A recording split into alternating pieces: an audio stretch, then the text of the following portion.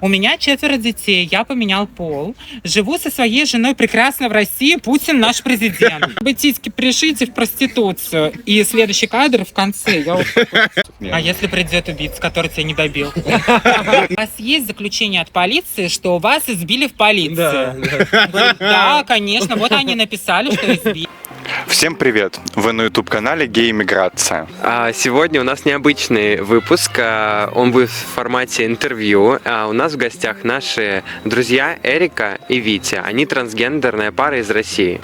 Так что смотрим внимательно, ставим лайки, подписываемся на канал. Все наши контакты и контакты ребят мы оставим внизу в описании к видео.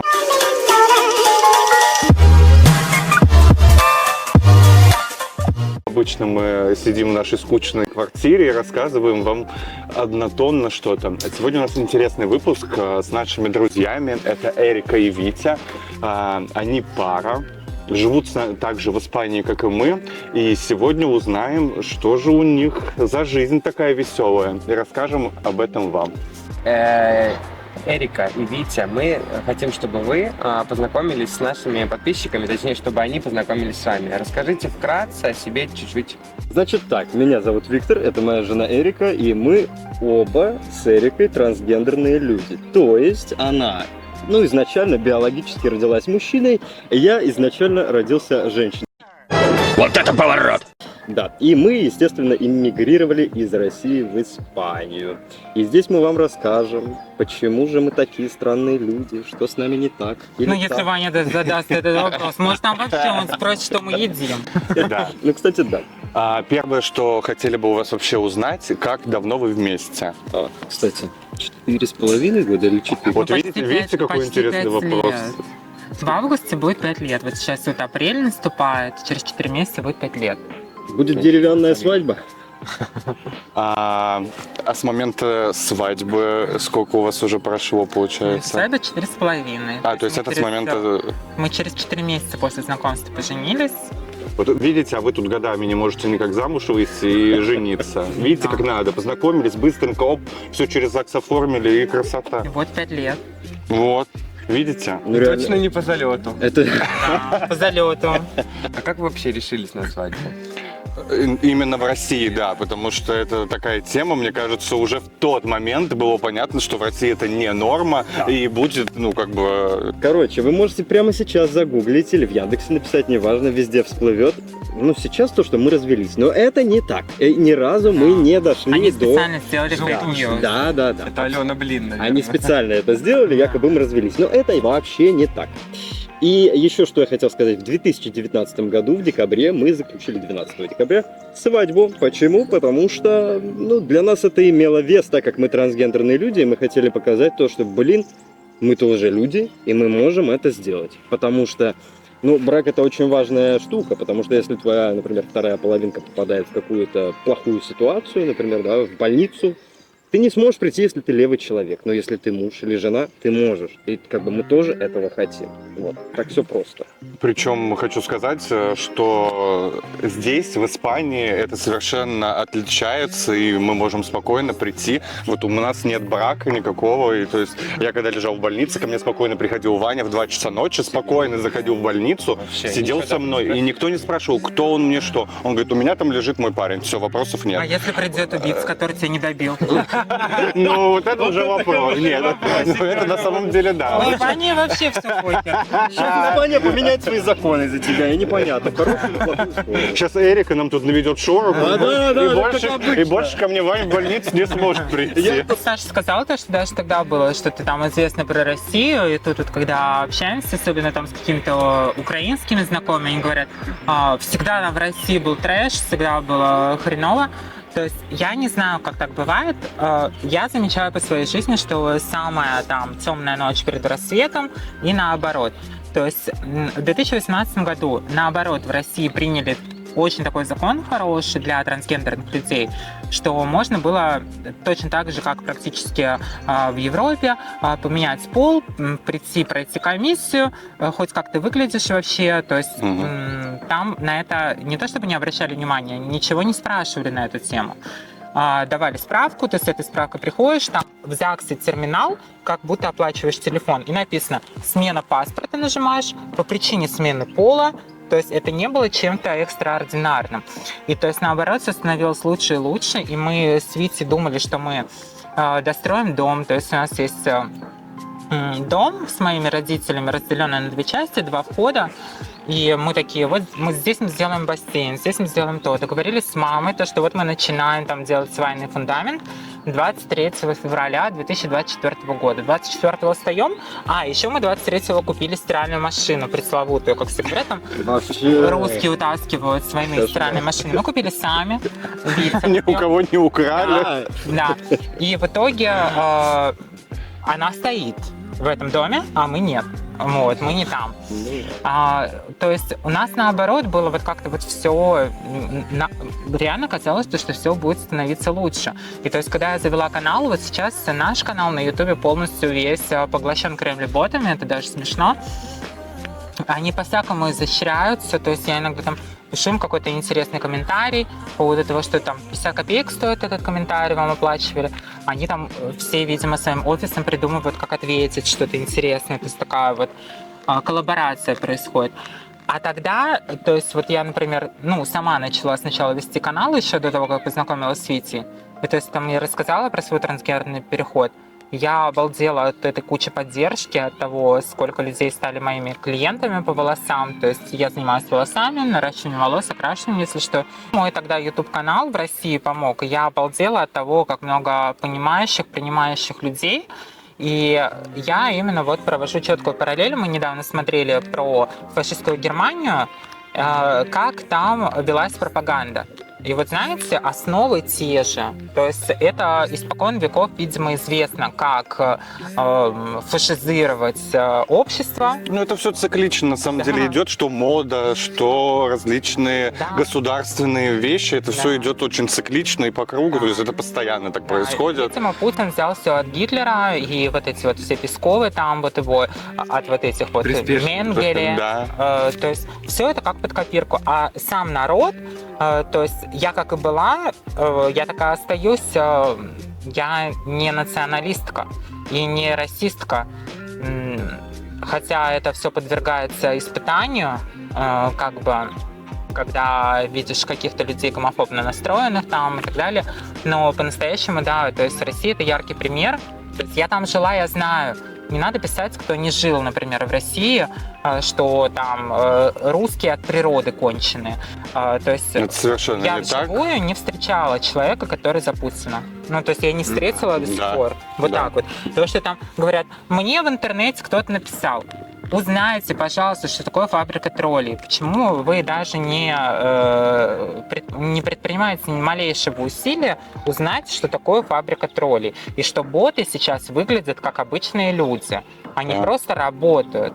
Еще один вопрос для подписчиков нашего канала будет интересный. Как вы решились на переезд в Испанию и почему именно в Испанию? Да, как это у вас пришла такая светлая мысль, а поедем-ка мы вот к этим красивым горячим мужикам. Кстати, Витя говорил тогда, что он никогда туда не поедет, когда как Да, в ТикТоке я мы узнали, говорил. что там самые красивые мужчины. Я говорил, никогда в жизни мы не поедем в Испанию именно по этой причине. И что? Мы именно здесь. Как бы мы больше в других странах никогда не были. Ни в Германии, там, ни Ну, в в Турции Италии. мы были, но в Я Европе имею в не виду, было. Ну да, Турция там понятно, там тоже горячие вот эти черные мужчины. Да. И суть в том, что, ребят, 24 февраля как петух в жопу клюнул, как бы там надо уже паковать чемоданы и до свидания. И более того, учитывая тот факт, что мы ведем такую, как это сказать, активистскую деятельность, нам надо было паковать чемоданы 100%. Тем более, что нам и угрозы серьезные достаточно поступали, поэтому как бы тут не было никаких сомнений. От государства, если что, нам были угрозы, не от людей. От людей никогда не было никакой агрессии, Это правда. самое интересное. На нас пытались завести уголовные дела из ЛДПР, там, политических партий. Слава богу, то, что с депутатом ЛДПР любовницей была подружка транс. Да. Позвонила, украинка, кстати, позвонила, говорит, что ты там рассказала в газете, на тебя тут шьют уголовное дело.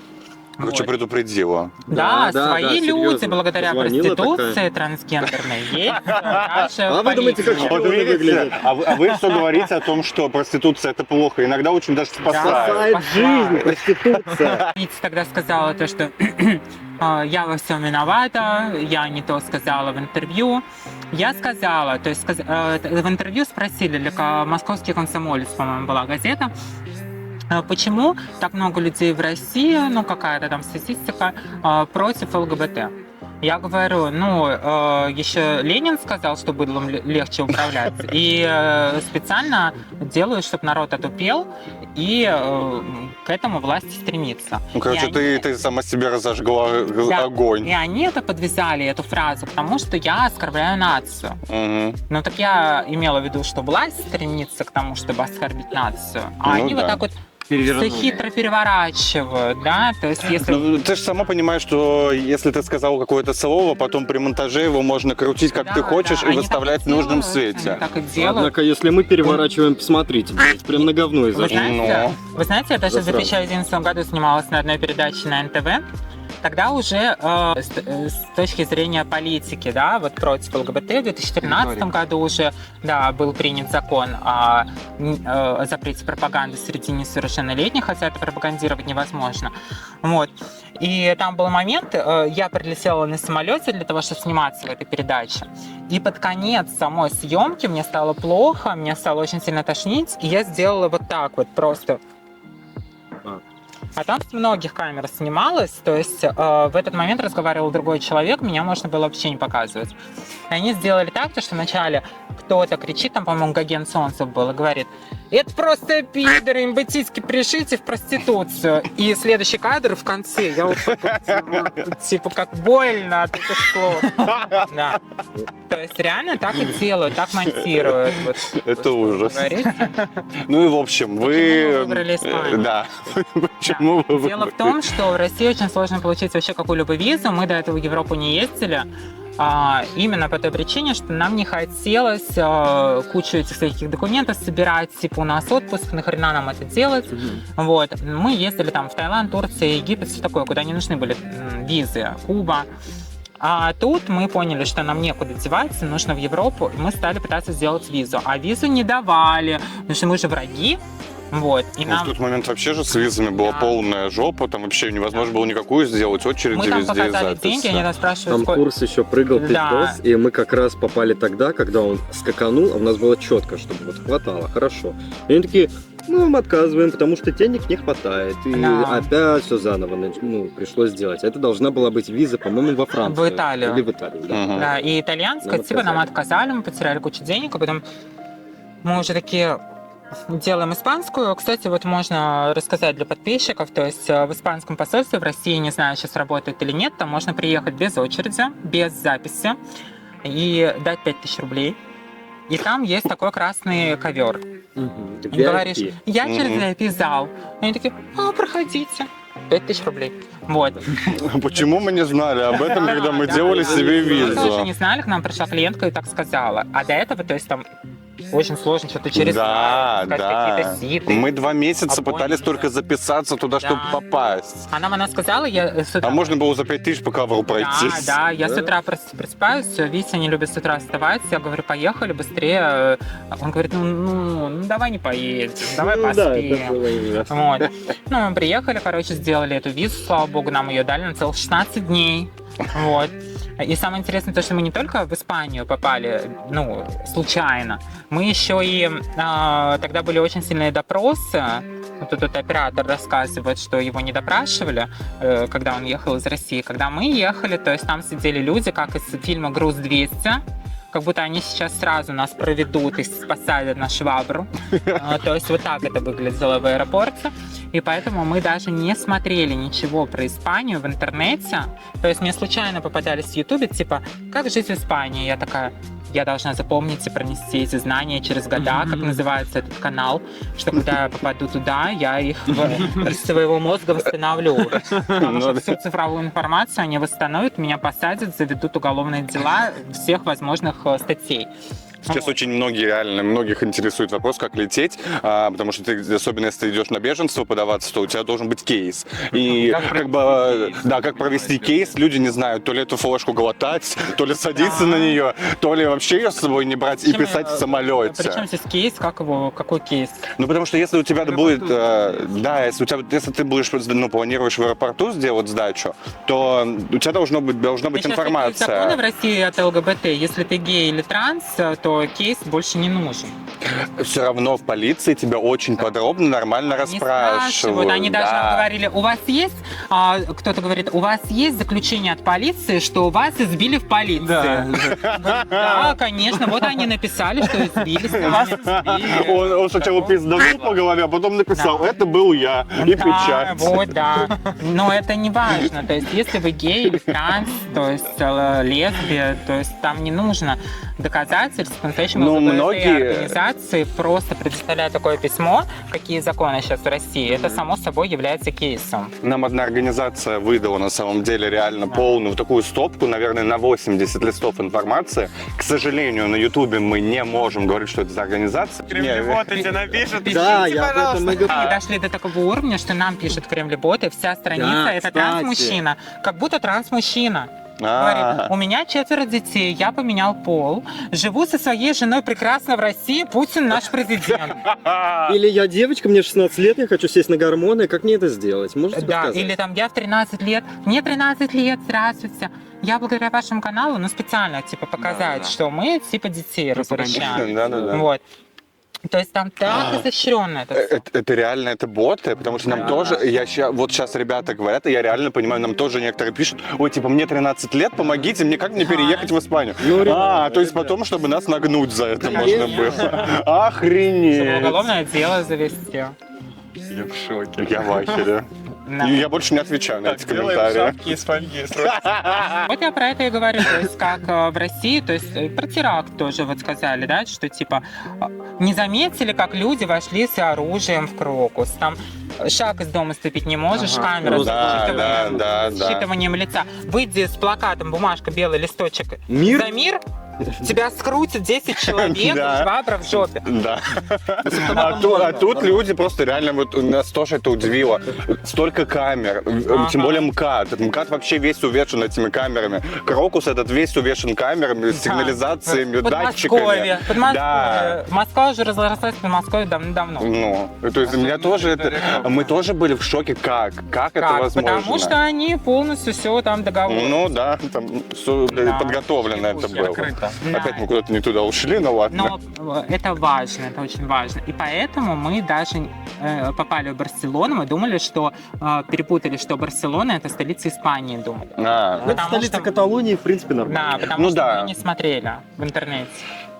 Многие, наверное, не знают, что да, действительно, столица вообще Испании это Мадрид, а столица Каталонии реально Барселона, но и они все пытаются самоотделиться от друг друга, у них это не получается уже десятками лет. Как вот случайно мы попали в Испанию? Еще вопрос, который хотели бы у вас спросить, вообще с какими вы здесь трудностями сталкивались или сталкиваетесь?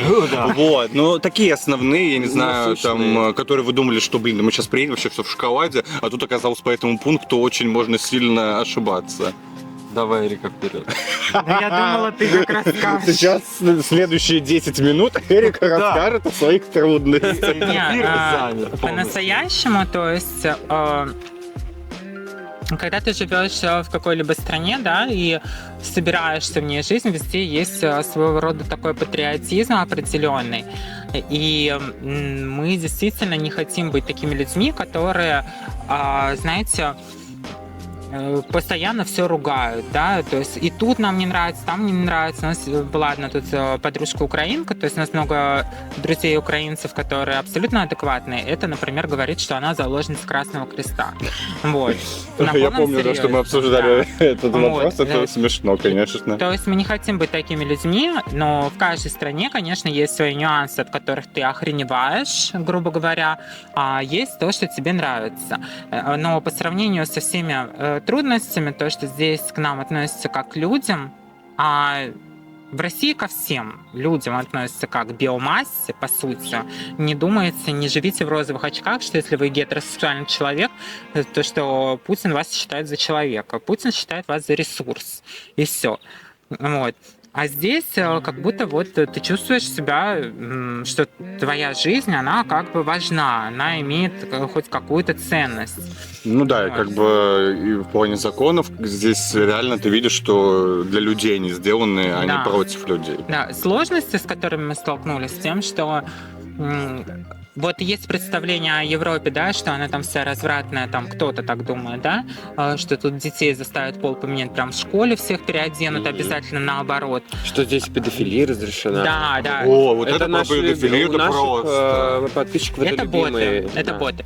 Вот, по-настоящему, наверное, адекватные люди понимают, что нет такой страны, где разрешена педофилия, кроме арабских как раз, где есть Да. бача-бази. А здесь есть просто проблемы, которые точно такие же, просто как в любой стране. То есть, если из России убрать политические, как бы, политическое насилие, политзаключенных и так далее, то есть вот останется что-то в голом остатке, да, тут то же самое происходит, то же самое случается, вся вот эта бюрократия, бумажные вопросы, проблемы. Я бы сказал, что вот именно вопрос бюрократии здесь стоит очень острый. Например, если вы сюда приехали даже с запасом денег, то вам будет очень сложно здесь снять Его жилье. сохранить. Его сохранить и снять жилье. Да, это мы можем подтвердить на собственном примере. Все наши зрители прекрасно знают, как мы из людей, которые приехали сюда с хорошей суммой, оказались в Красном Кресте. Как Ольга за 2 недели превратилась в грязную помойную бомжицу. Вот, поэтому, ребят, да, в этом плане здесь, конечно, все очень сложно. Поэтому, если у вас есть возможность сдаться в аэропорту, сдавайтесь в аэропорту. Да, Выходя в город, вы подписываете просто договор с дьяволом о том, что вы будете стоять на коленях у Красного Креста. Да. Ну, сложно именно то, что ты думаешь, что Европа это там, типа, где все правильно, все четко, а потом понимаешь то, что у них хорошее отношение ко всем, соответственно, и к сотруднику, который вроде бы должен тебе делать документы, он тоже вот заболел, или сегодня критические дни, она может не прийти. Или праздники. Ну 4 да, дня, или как бы у нее допустим. праздники, поэтому ее же ждет подруга на Сангрию, а не твои документы. И как бы то же самое, что к тебе хорошее отношение, ты можешь расслабляться, кайфовать. И сотрудник тоже может Ну, расслабляться, кайфовать. ребят, это все такой как бы контраст между Россией, где там тра-та-та-та-та, ты в тюрьму на бутылку, давай, и вот это, ну нам не сдают квартиру, блядь. Ну, как бы это разница, и она Ну да, колоссальная, да. как бы. Поэтому эти сложности, в принципе, я им даже рад. Да, если вы не смогли снять квартиру, можете пойти снять комнату. Да, Можете каждый, вариант. если даже вы пара, ну каждый снимет по комнате, будет у вас будет 2 комнаты. Ну да. Ну, то есть, типа, можно найти все варианты. Просто надо быть готовым к тому, что нет, тут не так строго, как в России, не так хорошо работают все эти приложения. Да. Да. Ну, и тут не сказка, то есть это не так, что ты типа купил билет в Европу, Да. значит все. Постараться. Это Да, не потому счастливый что билет. Некоторые золотой. думают, что ты как бы летишь такой вот на пони, и вот Да. сейчас тебя в страну ваты Я привезут. так думала. И здесь все будет такое. И ты вот прям сразу с аэропорта только выходишь, тебе сразу говорят, проходите, пожалуйста, на Так думала, паэлью. да. Вот вам... Я думала, я вот должна вам взять сразу- влажную салфетку, если мороженым капнула на асфальт. И Вытереть вот так. и мыть улицу. Нет, Да. здесь такого нет. Здесь такая же жизнь, как и у нас, просто у них есть определенные там свои какие-то проблемы, которые нам иногда кажутся, блин, дикими. Да неужели вы не можете нормально настроить свои госуслуги местные, чтобы они нормально открывались? Зачем Нет. мне бежать, делать какой-то электронный сертификат, потом с этой бумажкой бежать к этой бабушке? Эта бабушка там премьер-министру отправит, он блядь, подтвердит, этот тебя обратно вернет, ты себе в телефон закачаешь, потом через провод передашь. блядь. И вот это... Да. Там на обычную почту придет. Да, да, и вот, Курьер. как бы вот это кажется просто дикостью, ребят. Да, блин, у вас сейчас беженцев со всех стран, из Украины, из России, Казахстана, из всех стран развитые, где цифровые услуги. Ну, так Так надо же нанимайте, берите, просите, чтобы вам помогли это сделать, и все, и тогда идеальная ваша страна Надо будет. сдерживать поток. Работали даже в госорганах мои знакомые, которые там не занимали главные такие позиции, да, а просто там работают за какую-то хорошую зарплату. У них всегда написано рабочий день типа с 8 до 5, но они не приходят домой раньше 10 вечера никогда. То есть пока ты не сделаешь эту работу, Да. ты не выйдешь. Не хочешь, там у нас очередь. Тебе что-то не нравится? Дверь вон. Идешь нахер вообще, в черный список попадаешь среди работодателей. Здесь, конечно, в этом плане вообще совершенно другая картина. Если на часах 13:58, это значит, что она уже тапочки переобувает обратно на каблуки и выходит. Да, даже в этом кафешке у тебя все время там 365. Хочу там посидеть, что-то поделать, кофе попить. Написано, в 22 часа закрываются. Они в 21:30 уже там, вот так меня там трясут, и так шва про меня. Уже подгоняют. В фитнес-клубе выключают свет. Мы однажды остались в темноте за полчаса до закрытия фитнес-клуба. Да, это у них нормально. Я помню, мы с Ваней когда-то однажды что-то с электрички бежали в магазин и такие типа, о, нормально, без 10 мы успеваем. Мы прибегаем, время без 10, дверь закрыта. Магазин еще должен работать, а все, Меркадонна огромнейшая. Они уже все, они уже дома. Ничего, что время без 10. Ну ты что, даже пивка не возьмешь.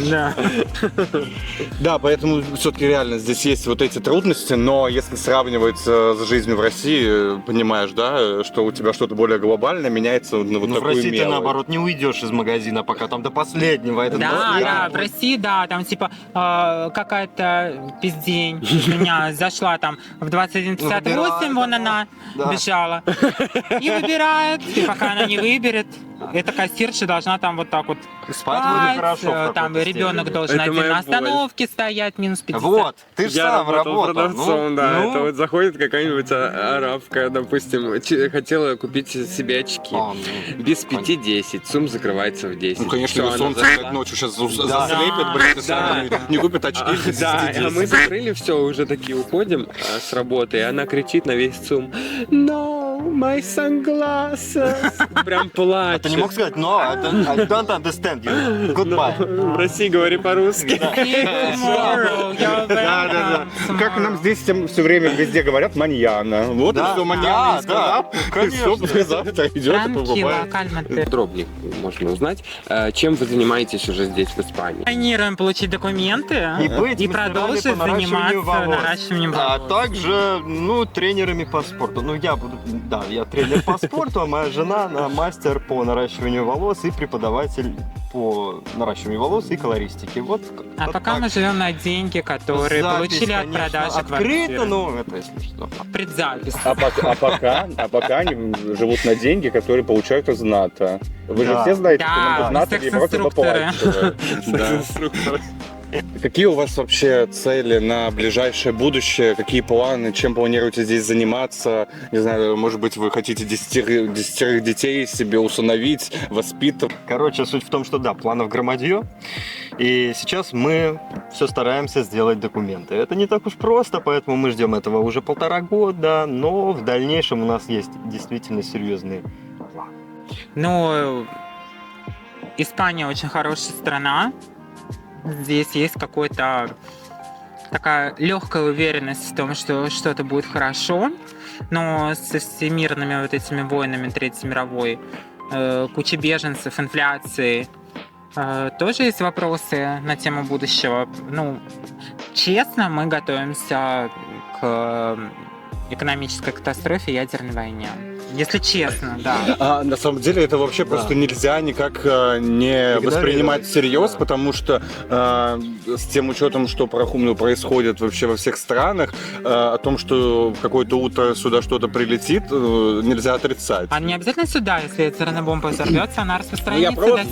Я просто имею в виду, что куда-либо, если она прилетит, то нам всем, мало не покажется. Так, запасайтесь гречкой. Мы купили едиткали, это такие таблетки, пошли в... Да, это я знаю. Это надо выпить, вот когда ядерная бомба взорвалась, в течение часа. Желательно сразу или чуть-чуть до взрыва, но вам же не скажут, что вот сейчас у лучше нас перед сном тут... пейте по одной. Да, Каждую ночь принимаем по да. одной Заранее капсуле. говорят нельзя, но там посмотрите в интернете, какая-то доза должна быть, и вот ее нужно в первый час, если выпить, то вы защитите свою щитовидную железу, а если вы не выпьете, то у вас будут всевозможные формы рака. Благодаря тому, что, например, даже если в Украине или в России взорвется ядерная бомба, в Испании вы тоже заразитесь раком. Скажем так, мой ответ был достаточно оптимистичен, но, если честно, в наших головах вот такая вот картина событий, она тоже Нерадужная. Таблетки с собой. присутствует. Ну, видите, Эрика... Ты реально, что ли, взяла? Да. Эрика с собой на съемку Давай как принесла таблетки. бьюти-блогер. потому что- Ты, аптечка. Она реально? Давайте покажем вот так поближе. Но Йодук он называется. Она еще вообще. Моя жена Давай реалистка видно. полностью. Она не только об этом говорит, она еще и... вот видите, она взяла на всякий случай, что если вдруг сейчас, то быстренько успеет выпить. Нет, на самом деле вообще было интересно, у вас в планах именно оставаться жить в жить в Испании, или, возможно, вы там в будущем Куда? хотели бы в какую-то другую страну поехать посмотреть. Да Ну что, какая разница? Вот именно, во-первых. Да ну нет, я в том плане, может быть, есть мечта, там, не знаю, поехать жить не В знаю, Америку, в там. Америку, О, это в интересный Таиланд разговор. уехать жить. Да. Я не знаю, ну, как бы получить просто здесь документы и иметь себе Нет, стабильное Таиланд гражданство. это рай на хорошее. земле, но Да. типа Там не поработаешь. Не Вот в чем поработаешь. проблема, да. будешь там они называют фаранги, белых людей. Да, да, да. Foreigners по-английски они называют фаранги на свой тайский. Ну, а акцент. перевод, пожалуйста. Foreigners. Ну да. По-русски. Чужие, нет, как скажи. Ну да, да, типа, понаехавшие. понаехавшие, вот, если по-другому сказать, да, понаехавшие. Да, и ты как бы в этой азиатской стране, ты в любом случае будешь понаехавшая. Да. Как бы, И что там никто делать? больше чаще Да. всего. Единственное, что можно только, если у тебя какой-нибудь контракт европейский, и тебя туда направляют работать по контракту. Это единственное, Да. что можешь делать. А если туда приедешь, то да. Но нет, я имел в виду, может быть, вы такие сейчас денег как-то забабахаете. Купим Вы домик такие, в да, Таиланде, купили домик в Таиланде, короче. типа, там, не Там знаю, даже если ты 7 купишь месяцев хоть 10 здесь. домиков, ты Да, имеешь ты право ничего там не находиться получишь, 6 да, месяцев да, в да. году. Ну, понятно, я имею в виду, Остальные может, вы 6 месяцев будете съёбывай. жить. Да. Ну, так, может, вы там 6 месяцев, и здесь 6 А потом месяцев. Оп. работать в Испании. Да, поработали 6 Ну, месяцев, вы потом бы пошли. купили домик в какой-то стране, в которой вы имеете право находиться 6 месяцев? Он так и Я, хочет вообще. Не, я бы взял, но там же, знаете, да, что можно, типа, сделать себе золотую визу, и что? у тебя она на 25 лет. То есть ты можешь в течение 25 лет вообще хоть там целый год находиться. Все планы меняют. И, кстати, она стоит, ну, если тут нормально работать в Европе, в принципе, недорого. Там что-то в районе, Нет, то, наверное, что миллиона рублей она получается на наши деньги. То, что ну, на Саша, рубли. да, 10 тысяч евро, да? Ну, бывает? примерно. То, что Саша описывает, если бы это так было, да, то было бы супер. Но я, когда жила в Таиланде, я почувствовала вот это, что, типа, ну ты чужой человек, у тебя не так. У тебя вот Ну так. да. Ну, то есть все тебе другое. Там еда для тебя дороже, там еще что-то. Мгм. На Кубе также, вот в таких странах, то есть на Кубе вообще. То есть если ты не кубинец, ты меняешь евро или доллары на валюту, и вот эта валюта песо, это специальные песо для иностранцев. Они по-другому стоят. То есть у своих другая валюта Мгм. тоже песо называется, Мгм. а у тебя ее нет. И получается, ты покупаешь там какой-нибудь купальник, написано, 100 евро стоит.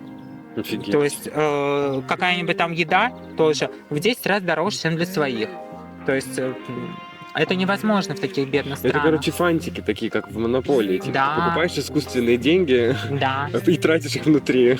Но в плане Америки мы просто думаем, что это полка о двух концах, если честно. Постоянно собачится Что Россия, что Америка. Америка сейчас пытается там периодически к Китаю как-то по поводу Тайваня, там есть претензии. То есть мы понимаем, что вот тут о спокойствии Плюс-минус точно то же можно самое. забыть. И в принципе там настолько все в постоянном каком-то темпе. Вот как у нас есть Москва, например, это, ну, Москва, это как бы слезам не верит. Вот Америка, она примерно вся такая. Вот. И мы думаем, что золотая середина — это Европа.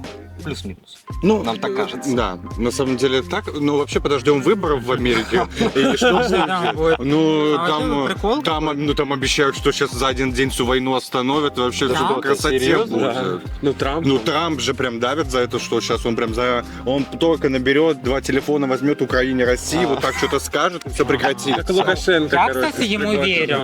Да? Вот, поэтому мы не знаем, как пройдут выборы. Может, там Посмотрим. такая жизнь потом станет, что мы все побежим туда. А уже нельзя будет стену построить, Трамп. Да. Ну, мы же скажем, мы из России, твои. Ну. Мы свои. Наш паспорт общий. Да. Красиво. Мутант. Мутант двухголовый. Уголовый, да, как тебе говорят. Какие бы рекомендации вы дали людям, которые сейчас находятся в начале пути? Трансгендерного? Иммиграции, Иммиграции. трансгендерного, всего. Да, вообще, давайте об этом Не поговорим. смешивайте эти пути. Да. Ну, понятно, это тем более, если вы находитесь в России. Отложите. Что-то одно. Поко-поко, как говорят. Ну, нет, вообще, наверное, в контексте данных всех ситуаций, да, и с законами, которые в России принимаются, наверное, логичнее узнать именно, какие бы рекомендации вы дали людям, которые хотят уехать. Уехать. Уехать в любой или уйти. У нас один знакомый кубинец Из России реально пришел ушел пешком в из Европу. Москвы. Офигеть. Да, он чуть не умер, но он здесь. Серьезно? поэтому Абсолютно Да. точно. Пешком. Он прям шел пешком. Он через лес пришел сначала в Грецию, он знал, что по телефону могут отследить. Короче, если вы хотите уйти от России, ну, из России, Веселый парень. с такой. ФСБ, Конечно, чтобы вас он не веселый, он отследило, вы должны не брать с собой телефон. То есть никакой телефон, все телефоны в России отследят, хоть даже если он будет выключен, даже если вы съедите эту сим-карту, хоть вы ее там в фольгу обернете. Нет, вы выбрасываете свой телефон, никому не говорите, никакой должно не быть никакого электронного устройства у вас с собой, вы берете бумажную карту.